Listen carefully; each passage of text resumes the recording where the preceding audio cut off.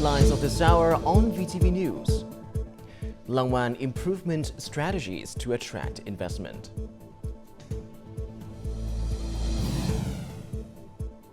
Later on, Vietnam receives international expertise in disaster response and relief. And in our world news, China conducts joint SOAR 2024B drills surrounding Taiwan Island.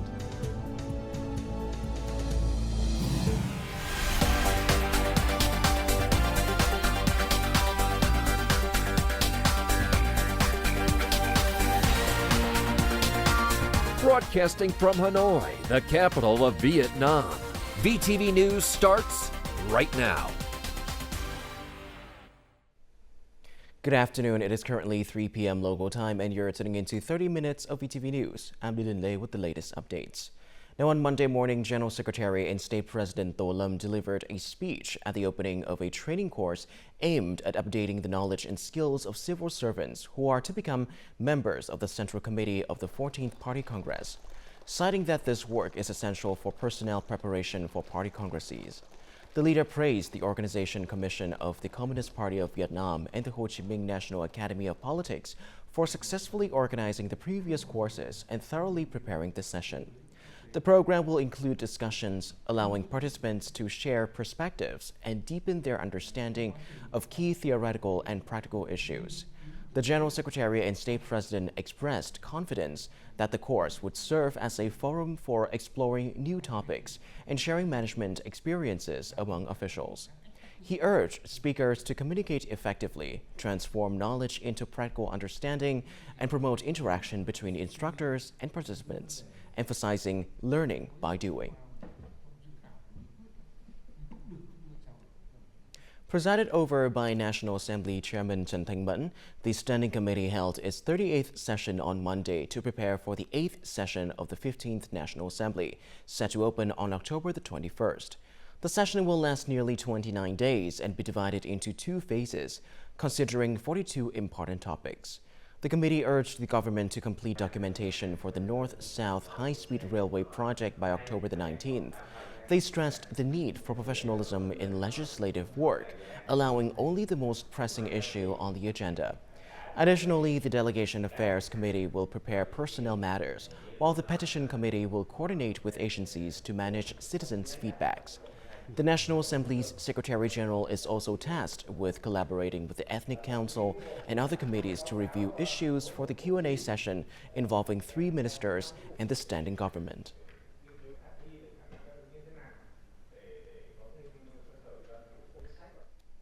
Langwan Province currently leads the Mekong Delta region in attracting foreign direct investment or FDI projects. The provincial government has leveraged its robust infrastructure, actively organized foreign investment promotion delegations to forge partnerships, and focused on customer care to attract investments. Since the beginning of 2023, Langwan has sent 8 foreign investment promotion delegations to key markets, including South Korea, Japan, and the United States. We are focused on upgrading areas that need improvement, facilitating dialogue, and meeting with businesses to address their challenges. The province has also established a special task force to assist companies and provide hands-on support. Looking ahead to 2050, Langwan plans to develop not only 51 industrial zones, but also 72 industrial clusters covering over 3,800 hectares. We focus on attracting investments in environmentally friendly sectors that comply with government directives. We also closely monitor businesses to assist them with procedures and resolve any issues. All 44 administrative procedures are being integrated into a digital one-stop mechanisms, ensuring that 100% of these procedures are processed efficiently. The province facilitates quick resolutions, including guidance for investors in completing their procedures. By 2025, we will establish multiple routes to connect with Ho Chi Minh City and the surrounding regions. Long An is focused on upgrading the road network connecting Ho Chi Minh City, neighboring provinces, and logistics centers such as Ring Road 3, National Highway 50B, and Provincial Road 823D. This will create favorable conditions for industrial zones, positioning Long An as a leading industrial province in Vietnam and a crucial economic growth hub in the Mekong Delta region. Hanoi and Ho Chi Minh City are rapidly collaborating with the Ministry of Transport to finalize two key urban rail construction projects. By 2035, both cities aim to complete their urban rail lines, spanning approximately 580 kilometers to meet the surging demand for public transportation. The Nhon Hanoi Metro has already transported over 1.5 million passengers. Meanwhile, the Cát Linh Hà Đông rail line has been in operation for 3 years, serving over 35,000 passengers each day. The travel demand is extremely high, especially during peak hours. We definitely need more rapid transit lines like this. Commuting into the city center can mean a journey of 10 to 20 kilometers, so it's essential to build more connections between the rail system and bus services for the convenience of residents. Hanoi currently has a population of over 8 million, while Ho Chi Minh City reports about 10 million. To ensure adequate transportation for the public, the approved plan aims for Hanoi to complete 423 kilometers of urban railway and Ho Chi Minh City to finish over 200 kilometers by 2035. To achieve such an ambitious goal, we are currently focusing on developing a comprehensive plan for urban rail, proposing specific solutions to accelerate the expansion of the rail network. The Ministry of Transport estimates that the total investment required to develop the urban rail network in both cities by 2035 will exceed $174 billion. 6 agricultural products from Tuyên Quang province have been exported to the UK, marking the first entry into the European market. The selected products of this initial phase include guava tea, male papaya flowers soaked in honey, dried bananas, black bean sprout tea bags, lemon syrup, and kumquat syrup. Additionally, an order for 10,000 to 15,000 green skin grapefruits has been placed, and it is expected to be exported by the end of this month. Previously, Tuyên Quang introduced over 50 key products to the European market, including specialties and OCOP or One Commune, One Product items. As the final quarter of the year approaches, consumer spending is set to soar, prompting businesses to boost production and distribution efforts. Stimulating consumer demands is vital for driving year-end growth. Maintaining price stability is also essential to attract shoppers and effectively encourage spending. This local cooperative is taking significant steps to restore its organic vegetable supply in the aftermath of Typhoon Yagi. This includes rebuilding a 1,400 square meter greenhouse that collapsed and investing in new seed sowing machinery to replace damaged equipment. We expect to launch 100 to 150 tons of fresh vegetables into the market in just over a month. Our goal is to supply 800 to 1,000 tons of various vegetables to meet the needs of Hanoi and surrounding provinces during the Lunar New Year. Domestic demand has surged dramatically this year. A leading supermarket chain anticipates revenues to reach approximately 1.3 to 1.4 billion US dollars, an increase of 8 to 13% compared to the same period last year. The supermarket has stockpiled its inventory to ensure a robust supply and prevent shortages during peak periods. We are expanding partnerships with cooperatives and plantations in Lam Dong and the southern regions. In the north, we are adjusting our production plans at Winco in areas affected by the storm to ensure adequate supplies for the year-end and the Lunar New Year. Alongside the efforts of businesses and cooperatives, local merchants are collaborating with relevant authorities to enhance price management, a crucial factor in controlling inflation. Initiatives are underway to promote trade and ensure market stability as the year concludes. The ministry is assessing the supply chain, particularly for food products. Businesses also need to strengthen processing capabilities to ensure sufficient supply for the final months of the year. Local authorities and relevant sectors are closely monitoring market trends to implement strategies that facilitate smooth goods circulation while intensifying oversight of distribution practices to prevent hoarding and price spikes. Before we move on, let's have a look at the exchange rate between the Vietnam dong and some world currencies in today's market.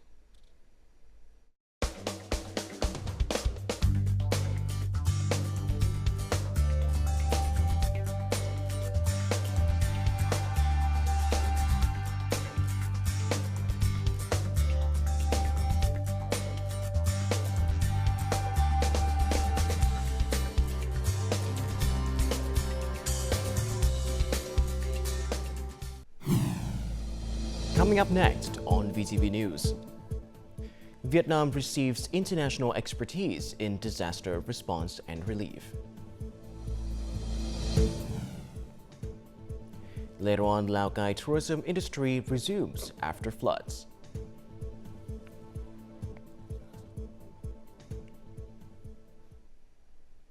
Welcome back to VTV News Live. Now moving on to other important updates. On October the 13th, Ship 148 of the Naval Region 4 Command rescued a fisherman suffering from acute cholecystitis near Tiên Nu Island. The crewman who was fishing for squid experienced severe abdominal pain on October the 12th and was initially taken to Sinh Ton Island for emergency treatment. Medical personnel administered antibiotics and pain relief before arranging his transfer. At 7 p.m. that evening, Ship 148 arrived at Sinh Ton Island to conduct further treatment and emergency care for the patient in accordance with medical protocols. After Typhoon Yagi, Vietnam addresses the aftermath of the storm's heavy rains and slides. More importantly, efforts are needed to enhance disaster preparedness against future typhoons. International expertise and support are vital resources to help Vietnam improve its disaster preparedness and mitigation strategies. An automatic landslide warning system, currently in the testing phase, is being piloted in Cham Tho in Bai province. This device's key feature is its real-time data transmissions to servers, which allows precise identification of high-risk areas. I feel that the topography and the geology is quite similar between Vietnam and Japan. In Japan, we are using the soil water index. That is one of the index to identify to assess the risk of the landslide in the entire country. So that kind of method can be used in Vietnam also. The Japan International Cooperation Agency is also conducting studies in In Bai and Lao Cai provinces to create detailed hazard maps scaled at 1/10,000 to identify areas prone to landslides and flash floods. These maps, scaled at 1/10,000, show areas prone to landslides and other events. They will help authorities and residents in these regions better prepare for disasters. Following Storm Yagi, a Swiss experts team was deployed in In Bai, one of the hardest hit provinces. They not only provided direct support in dealing with the storm's aftermath, but also shared their expertise and trained locals on how to operate equipment for disaster response. Some of the equipment we brought in from Switzerland was not used for this crisis now, and it might be used at a later time. But I think the exchange of idea on expert level, that's the most benefit for the two of us. The United Nations Development Program is assisting Vietnam in analyzing long-term disaster scenarios and providing recommendations for future responses. Recommendations in terms of both pathways for recovery, but also policy recommendations that may be helpful. Over 70% of Vietnam's population faces the threat of various natural disasters, with storms, floods, flash floods, and landslides causing the most severe damage. This prompts Vietnam to continue investing in long-term solutions.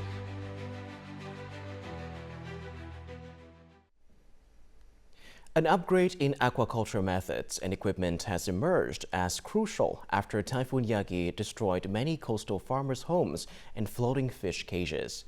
Over 30,000 aquaculture hectares were devastated, with losses approaching $250 million. In the aftermath, there's a push to upgrade equipment from environmentally friendly to climate resilient. In Vân Đồn, Quảng Ninh Province, one of Vietnam's aquaculture hubs, fishermen have gathered to help cage owners salvage what they can after more than 32,000 tons of seafood were swept away. With 70% losses, some farms have switched to mollusk farming to ensure short-term recovery while planning for sustainability.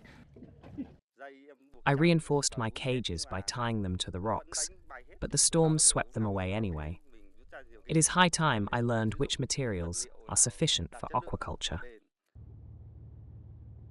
Farmers have collected floating plastic buoys and pulled damaged farm cages ashore for repairs. The storm has been a harsh reminder that many currently utilized materials are no longer usable. Farmers here use the pile anchor system, but the muddy seabed in Quang Ninh waters is too weak to be a stronghold for pile anchors. In addition, the HDPE cages must be upgraded to a more durable, storm-resistant level. Another method, such as heat welding, is essential for reinforcing the cages. HDPE cages, plastic buoys, and composite buoys have become the new standard in marine farming. The key challenge now is to establish mechanisms that reassure farmers and encourage their investments. Without adequate authority support, the farmers will return to investing in non-resilient materials. The new HDPE cages can be mortgaged for bank loans, but they must be registered properties to qualify for mortgages. For marine farming, building regulations and standards are the basis. We call for insurance agencies to participate so that we can establish secured insurance plans for farmers.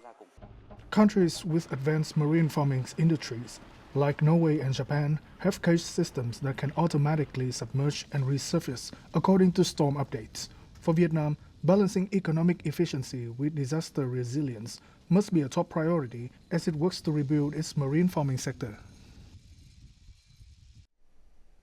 In Lao Cai Province, tourism businesses and service establishments are gradually resuming operations following the floods in September. Since early October, local travel agencies have launched various tours and routes for visitors, offering discounts of up to 15%.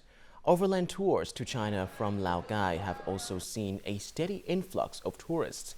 However, travel agencies reported an 80% decline in revenue for September compared to the same period last year due to the impact of the typhoon.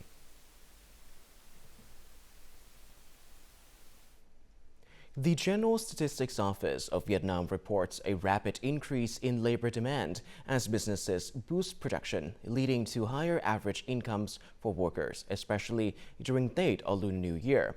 In Hanoi, the Employment Service Center forecasts strong hiring in services and trade, particularly in supermarkets and restaurants, followed by manufacturing and IT.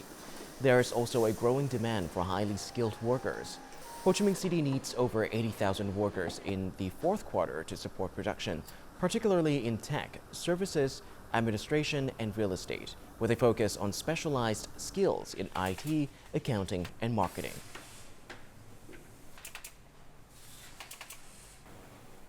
Vietnam boasts a rich cultural heritage, including over 40,000 inventoried relics, nearly 4 million museum artifacts, hundreds of national treasures, and more than 8,000 festivals. To support creative economic development, this vast heritage data will undergo gradual digitization. However, the process faces significant challenges related to facilities, mechanisms, and human resources. The Department of Cultural Heritage manages 5 large heritage data warehouses, but only 5% of their contents have been digitized. with funding approved for a project to develop a platform and database for managing and promoting cultural heritage from 2021 to 2025. The department must digitize the remaining 95% of data and incorporate additional information within the next year. Managing such a large volume of data poses significant challenges for us and our coordinating units. Many localities are eager to undertake this work, but they lack clear guidelines for funding and budgeting. The lack of technical and economic standards for digitization in central libraries and museums poses significant challenges for localities like ours. Furthermore, there is a lack of both a legal framework for public-private cooperation in this field and a unified system of standards for digitizing heritage data. Tech companies in the private sector want to collaborate, but the lack of data sharing regulations limits profit potential. To encourage partnerships, more suitable regulations or incentives are necessary. We will divide the implementation roadmap to optimize resources for heritage digitization. The goal is to fully digitize heritage data by 2030, leaving 6 years for this substantial undertaking. Coming up next in our world news. China conducts joint sword 2024B drills surrounding Taiwan Island. And the US sends THAAD missile defense system to Israel.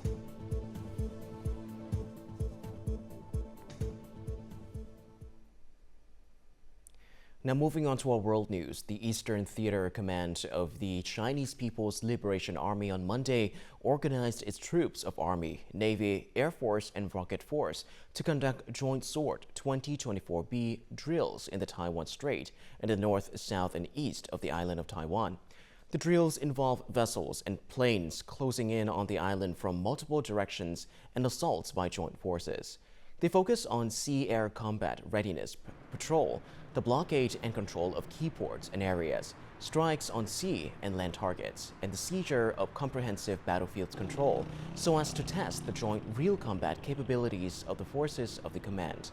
The U.S. said it is keeping a close watch on the drills. On Sunday, the U.S. said it would send a Terminal High Altitude Area Defense System, or THAAD, to Israel and the troops needed to operate it. Pat Ryder, the Pentagon spokesman, stated that the deployment of the THAAD system would help bolster Israel's air defense against ballistic missile attacks. Earlier the same day, Iranian Foreign Minister Abbas Araghchi said that the U.S. deployment would endanger its troops. The U.S. has increased its presence in the Middle East in the wake of the Hamas-Israel conflict by deploying warships and aircraft carriers.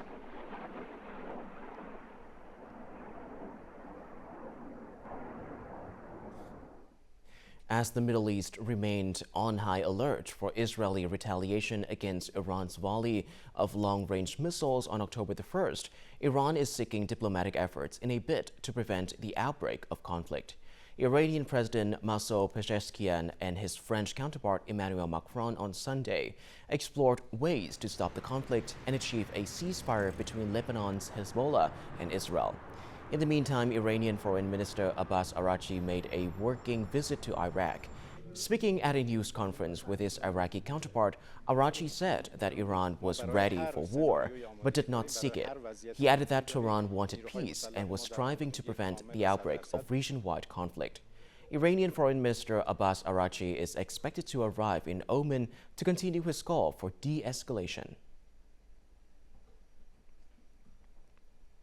As the Australian federal government grapples with mandating social media age limits, experts and policymakers will meet this week to explore the impacts of social media on teenagers. In the meantime, observers have shown that not all teenagers are opposed to the ban. These students are learning to make sense what they're seeing online in a class that delves into real-life issues. Has AI created the image? Is that image actually real? Or is it, the deep fakes that you hear about now as well? The federal government wants state and territory buy-in on a ban for children aged up to 16, Social media companies haven't fulfilled their responsibility to ensure that young people aren't getting access to harmful content. Now, if social media companies aren't going to do their job, then that invites a response from government. However, enforcing age restrictions online is not easy. The government is trialing age assurance technology, hoping to put that responsibility back on the social media companies. We will be introducing legislation this year to mandate a minimum age for access to social media. While politicians weigh up their decision, these teens are making some big decisions of their own. I kind of made a rule for myself. Whenever I'm at my grandparents' house, I put, I don't touch my phone, because obviously one day they are going to be gone and I'm not going to regret being on my phone. I felt more connected to everything in a weird way. And my overall health and happiness was a lot higher. TikTok and Snapchat point out they already banned children under 13, with TikTok saying it removed 1 million suspected underage Australian accounts last year. X says the site is not the platform of choice for minors. Up next, let's have a look at the weather forecast.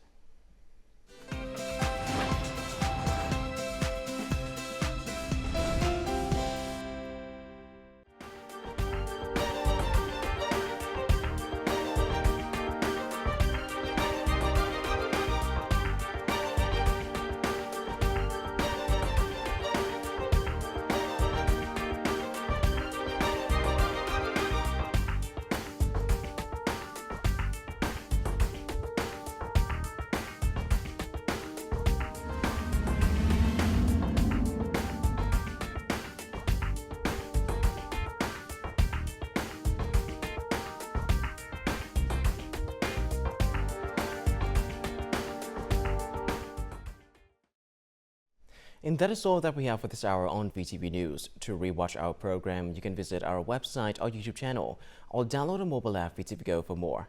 Thank you for watching, and goodbye for now.